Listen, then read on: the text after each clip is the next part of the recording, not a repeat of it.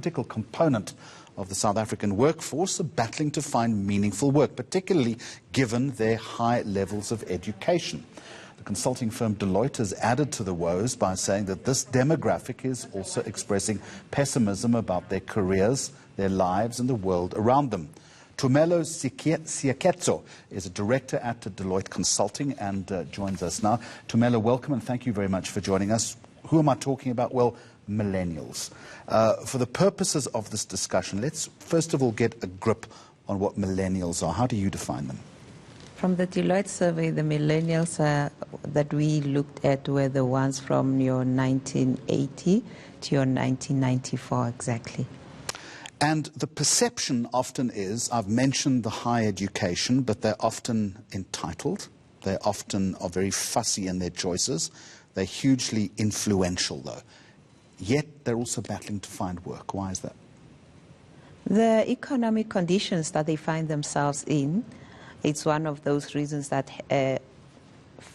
they are unable really to find employment, to the point that they would love to have, they come with the education that they have, but unfortunately the economic circumstances that they find themselves in.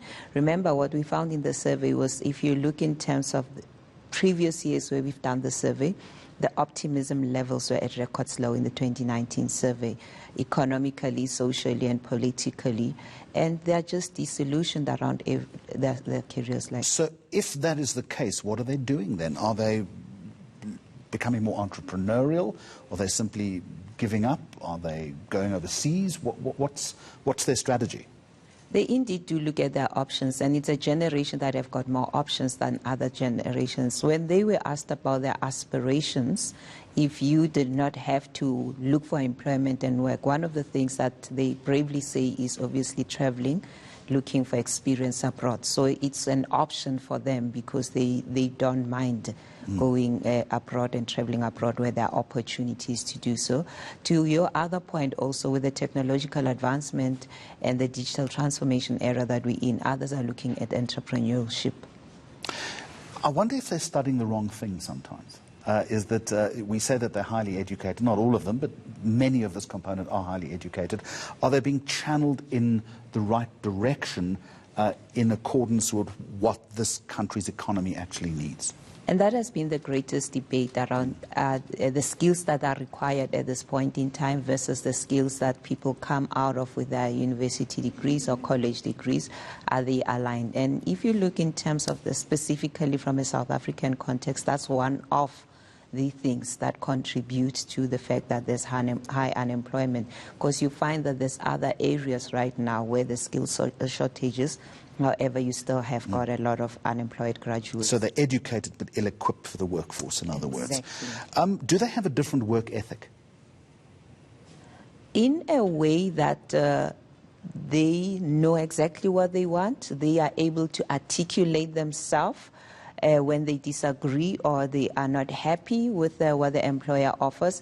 It brings a different sense of ethic. However, they're still hard workers.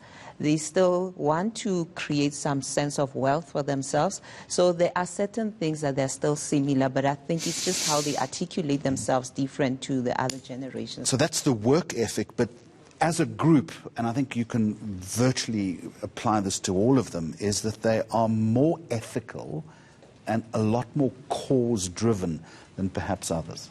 Exactly. That's what we found in the survey, because one of the things that they are asking for, when they asked around the employer that you look out for, they indeed look for an employer that's just beyond profit, but have got more social impact. And also, to your point, when they asked about the behavior of the leaders, one of the things that they have got a challenge with from a business perspective is ethical leadership behavior. So they would look at those things when they look at their employers, their prospects. I can't help but think that this may be a lost generation, because the point is also made that the born-free group, which comes after the millennials, are actually doing better in the work environment than the millennials. Why is that? To a point, I cannot exactly pinpoint exactly what it is. And the born free, probably it is because of their nature. like I said, they don't mind questioning a lot of things. They don't mind going back to home to mom and dad if things are not working. They don't because we also did the Gen Zs, which are you're also included in the in your bond free. So they don't have ties per se and loyalty. They know that if it doesn't work out, I am free to go, versus your other. You still have these older millennials, remember, that were there and they're around management levels now. They think differently right now than your bond frees. Well, speaking as a member of the baby boomer generation, I find this all very difficult to understand sometimes.